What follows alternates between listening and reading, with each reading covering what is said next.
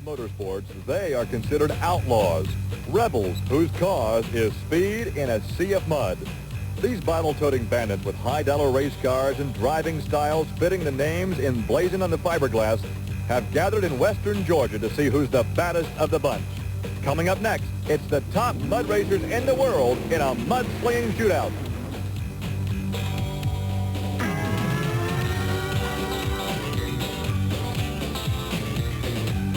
This is Trucks and Tractor Power, featuring the all-stars of Nmro Mud Racing. Welcome to Trucks and Tractor Power on the Nashville Network. Today we come to you from Franklin, Georgia for the Nmro Deer Creek Nationals. Hi everybody, I'm Gary Lee alongside Army Armstrong. This facility is only 2 years old, but it's responsible for making this sport very popular in this part of the country. Well, Gary, as we travel around the country, there are definitely areas that are hotbeds. Like on Sunday night in my part of the country, everybody goes sprint car racing at Hobbside, Indiana. You go drag racing at Union Grove, Wisconsin. But when you're down south on Saturday night, it looks like mud racing seems to be making inroads, and we've got a unique situation here because it is starting to get dark, the air is starting to get real heavy, and the drivers are worried about how they're going to make the horsepower this evening. It will be cold, so we'll bundle up and come back for all the action after these messages.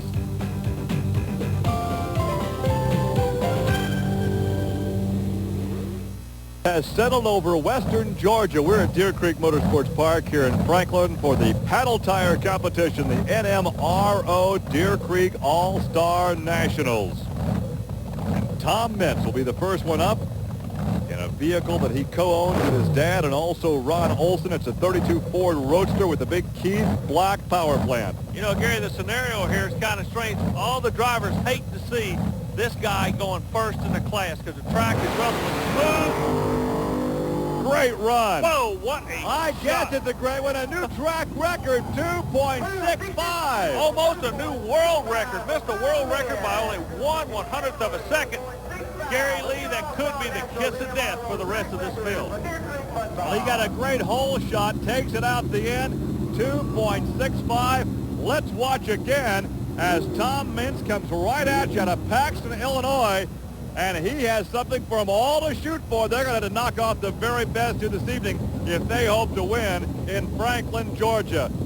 Well, Army Tom has to be ecstatic. Well, it all starts off with an awesome 265 blast. That had to feel good. Oh, man, the car just went straight as an arrow. Felt good, power all the way, front wheels up. I just can't say enough to thank my dad and Ron Olson for giving me the power and the help as it took.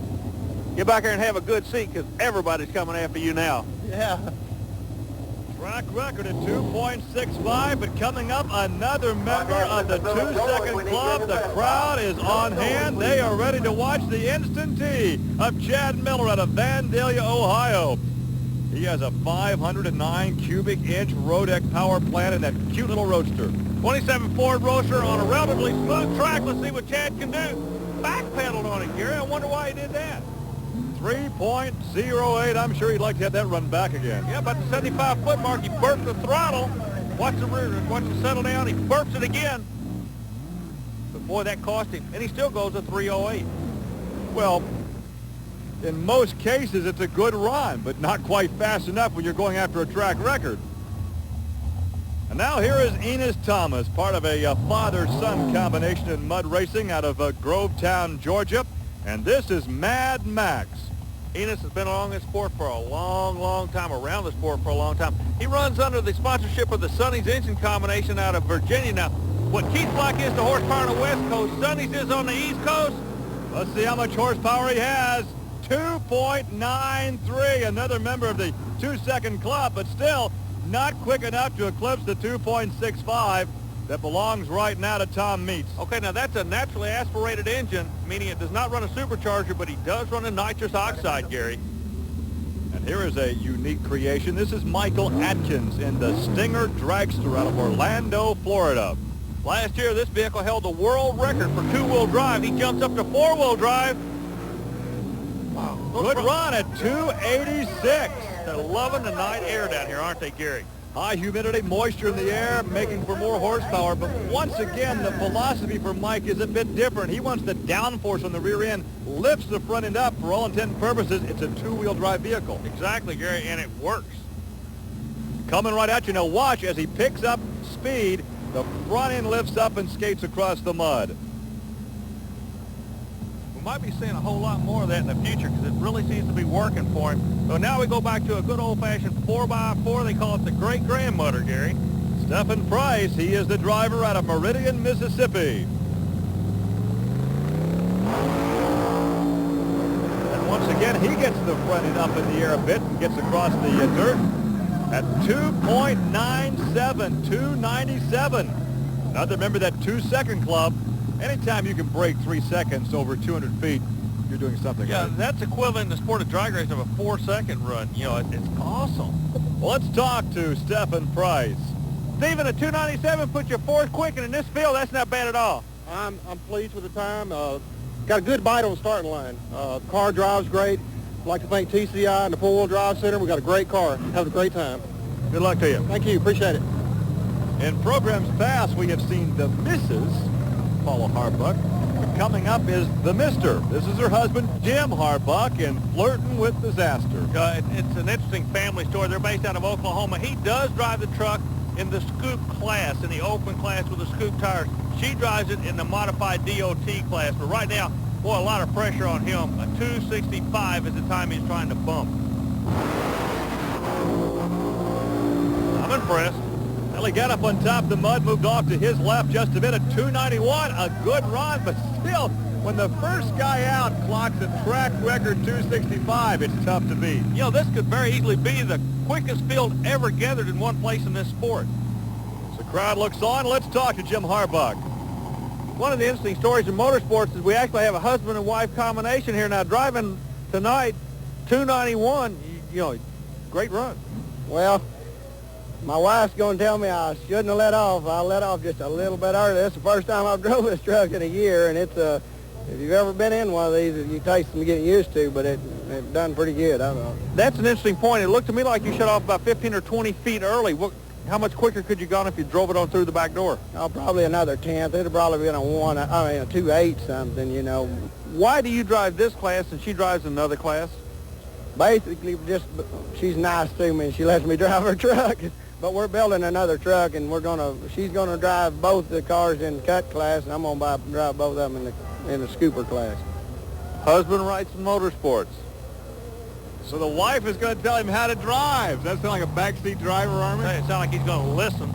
He's smart enough to do that. Rick Keel coming up next out of Holland, Michigan. This is Destroyer 3, brand new creation. He's really fatting the motor up to make the horsepower. You talked about the air density, the moisture in the air. And those flames show up at night. That was beautiful. Pretty run at 283, but still not good enough to beat that 265. Any other night, any other place in the world, a 283 is awesome. Look at this run. The crowd Any is place going else, crazy. that would win the competition for you, but not tonight, not quick enough. Let's talk to Rick Keel. Rick, a 290-something shot puts you in the number 2 spot. Oh, that's a pretty good time. It's a little bit off Tom's time, but it's the new clutch and stuff. We're getting a little dialed in, and I didn't shift at that time. I just left it right in low. How can you stay so calm after taking such a wild ride? Everybody here was holding their breath, and you're just calm as can be. Well, the car just handles nice, you know.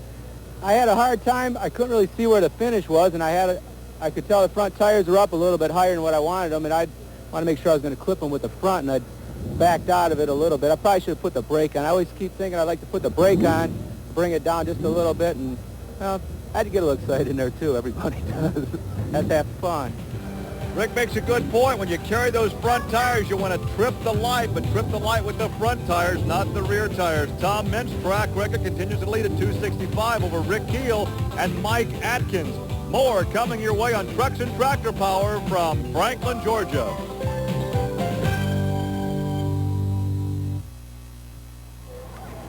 Welcome back to Deer Creek Motorsports Park here in Franklin, Georgia. I'm Gary Lee along with Army Armstrong. Army, a cool evening. You have some observations.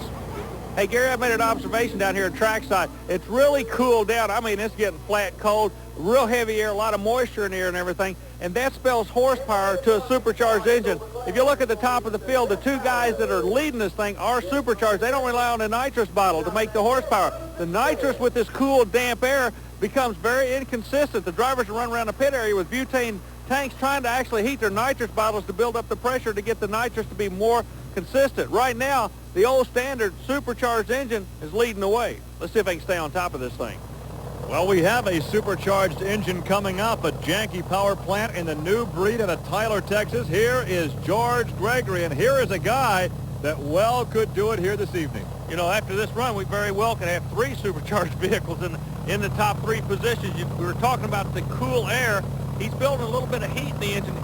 He runs alcohol for fuel, so he'll want to get a little bit of heat to make some horsepower. Excellent run for George Gregory, wow. 2.72. Gary, in a sport where 3 seconds is the barrier, the 2-second shot is the rule tonight, not the exception. Gregory comes out, he flies as a hobby, and literally he was flying over this clay tonight. Look at this. Hard to find fault with this run, second quick here this evening. The fans love it. Let's go ahead and talk to George Gregory. George, a 272, you're sitting in the number 2 spot. Well, we'll get him tomorrow. You don't seem excited about that. It was an awfully good run. It wasn't first. Either a hero or a zero. I guess that's one way to look at it. Hero or zero as we take a look at Jeff Reiner in the 1990 Chevrolet Muscles. Runs a big block Chevrolet, relies on the supercharger to make the horsepower. Let's see what he can do. He's trying to make a shot right down the middle. Oh, he's in trouble about halfway down. Big trouble for Jeff Reiner. Lost the rear end, Gary. See, the front wheel drives only. Tried to drive out. But what that does... he did trip the light at 549. What that does is messes the track up bad for everybody behind him. Yeah, and Jeff Ballard is due up next. He will not like that. And right here you can see where he gets in trouble.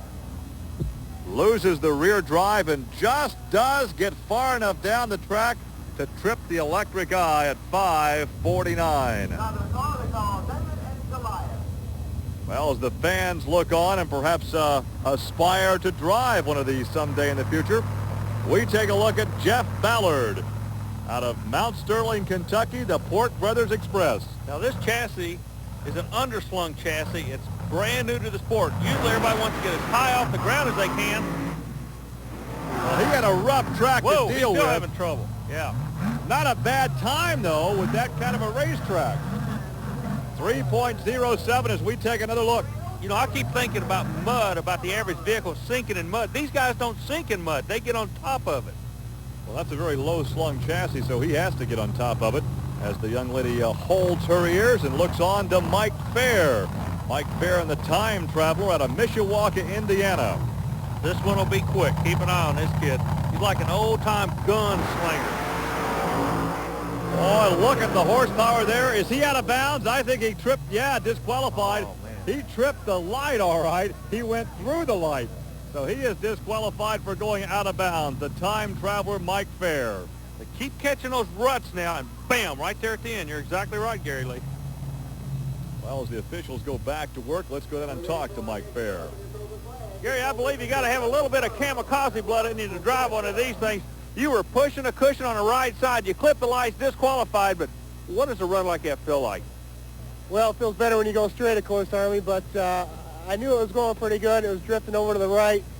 I couldn't see exactly where the finish line was, so I just kept my foot in it, and I tagged the lights, I guess, to get disqualified. But you got to stay in it. You know, you let out, you don't win. Well, now we're going to look at a Chevy Blazer. Garland Walls is due up next as Ron Pence looks on. We'll see him in the competition momentarily. But due up next is Garland Walls in the Gambler. This is a full-body vehicle, but it's a fiberglass replica of a Blazer you were telling me about earlier, Gary. And light is the name of the game here. He's out of Port Orange, Florida. 530 cubic inches injected nitrous oxide, a ton of horsepower, and a very light vehicle. With the short wheelbase.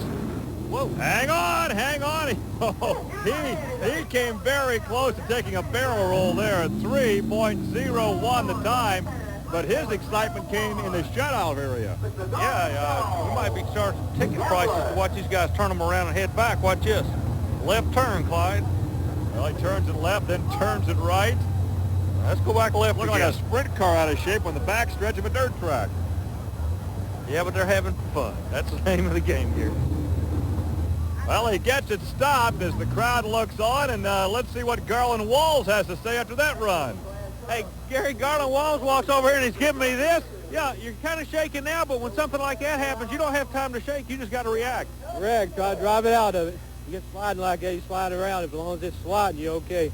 If it don't, you got to nail it and try to straighten it on out. Okay, now, I notice everybody, when they go through the finish line, whether they're straight or crooked, are winging the throttle. What does that do? Straighten the vehicle out and settle it down? Straighten it out and settle it down, and that way you got a straight shot to, to stop it.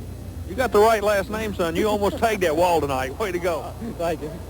He gave us a thrill and still manages a smile. We're in the cockpit now with Glenn Seabolt. He is ready for action, but he has to wait his turn because coming up next is Ron Pence. Ron Pence and Tater. Ron Pence has found something that everybody's looking for. He tells us it's in the drivetrain. Horsepower's in the engine, the rear end plant's good. Well, he had to get completely out of the throttle there and then back into it. Still goes to 318, and I guarantee that could have been a new world record. Not to be tonight, but he backs the throttle right here, spurts it again, and still goes at 18. Well, he knew he was in trouble. He was headed for the out of bounds line on the right side, out of the throttle, back in the throttle, and here's Ron Pence. Well, Ron Pence, you were the guy that everybody was looking at tonight. You backpedaled at half track. What caused that? Well, I got a little bit sideways, got a little bit crossed up there, and ruts are getting pretty rough out there. The track is getting rough? Yes, sir. You're thinking the guys that are sitting on top of this thing might just win it tonight? I believe they got the best chance, yeah. Well, let's see if that observation proves to be correct as Glenn Seabolt comes up next in legal speed. This is an old Ford Vicky chassis. Fiberglass, though, modernized just a bit. Glenn runs this track quite frequently, so if somebody can figure these ruts out. It may be a local guy. Good run. Yeah, excellent run at 2.79. I believe that's about third fast. The fans showed their appreciation this late in the competition with this kind of track condition. This is a good run. That's a real good run, and the guys behind him are tickled to death because he made them a good track to run in themselves. Well, as the crowd looks on, let's go down and talk to Glenn Seabolt. You know, tonight that we thought the track was going away, you jump into this thing in the bottom of the field and go at 279, put you in a third place. Can there still be one out there tonight? There's a possibility, I think. Think the track is coming back around for you guys? Well, this old car's working good. It's a fourth time out, but it's working real good. How did the run feel to you? I like it. The car, though, that's chassis and all, it just sounds real good. Well, hang in there. You're looking real good yourself. Thank you now. We still have two competitors to go, two of the baddest Corvettes in the country. They're chasing after Tom Meents at 265 and Shake Me. Then it's George Gregory, the new breed, and Glenn Seabolt in legal speed. The competition continues here in Franklin, Georgia. Tough enough? We'll find out.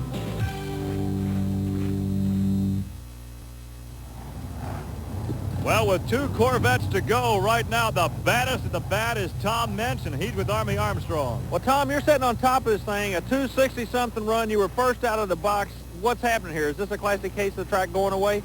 Yeah, I think that has a lot to do with it. The track was real good when I ran, but I had a chance, and I made it down on a good shot on the chance I had. Okay, let's kick back and see if anybody's got that good run left in them tonight. Now, two Corvettes are coming up. The first is Neil Smith. He's a good Georgia boy. Gary, it's a brand new car. Neil's new to the sport. It's a bunch of first here. He's taking his time, making sure that the steering wheel's sitting straight. Short wheelbase Corvette. He banged on the throttle a couple of times. 303. Whoa! He's still banging on the throttle. What was that all about? I don't know. Got a little bit. Now, we were talking earlier about burping the throttle to get squared away. He's new to the car. Maybe it just reacts a little bit different than anything else he's been driving. Maybe he got his foot hung up in the toe stirrup on the throttle. Very good, because when he did wing it, he was just facing towards the crowd. Yeah, and the crowd was getting out of the way down there as well. Now we take a look at the bad age in Woodstock, Georgia. Here is Joe Kinzer, another Corvette. Joe's a guy that kind of keeps to himself. The color black is appropriate for him. He's kind of the mystique of the sport. Trying to be an intimidator. Yeah, watch him. I guarantee you, he'll drill you. And the run is not fast enough at 3:18, which means that Tom Meents, our first competitor with the track record, wins it in Shake Me. George Gregory is second with the new breed, and Glenn Seabolt, legal speed, is third. Here is your winner, Tom Meents with Army Armstrong. Gary, it's been a tough night of racing tonight, but the guy that ran first had to sit and watch him all night long coming after you. Nobody even got close. Congratulations to you, Tom. Well, thanks a lot, Army, but it sure was a long time sitting there waiting for them to see if their time was going to hold up. What goes through your mind at a time like that? Because everybody's watched your run. They know what they've got to do. Who's the pressure on, you or them? Well, I guess the pressure really would be on them because they've got to do it, and I already did do it. Well, Gary, that kind of wraps it up from Georgia. These guys are looking tough in this red Georgia clay. It does indeed wrap it up. Our congratulations to Tom Mentz. For Army Armstrong, I'm Gary Lee. Thanks for joining us. We'll see you next week on Trucks and Tractor Power. Now stay tuned for news of an exciting new home video from Diamond P Sports. Hi, Mommy. Having fun at the mud races. It's time once again to do that death-defying dance step called Shake, Battle, and Roll. Call this number for Shake, Battle, and Roll 2. A 70-minute thrill ride featuring the movers and shakers of tractor pulling. Nitrous-powered mud warriors in breathtaking action. And roll with the punches as monster trucks duke it out in a sea of scrap iron. Shake, Battle, and Roll 2, the ultimate test of speed and strength from the worlds of monster truck racing, mud bogging, and truck and tractor pulling. 1-800-538-8900 is the number to call for this offer only, or send check or money order plus shipping and handling to this address. Visa and MasterCard accepted. No CODs. Call now, 1-800-538-8900.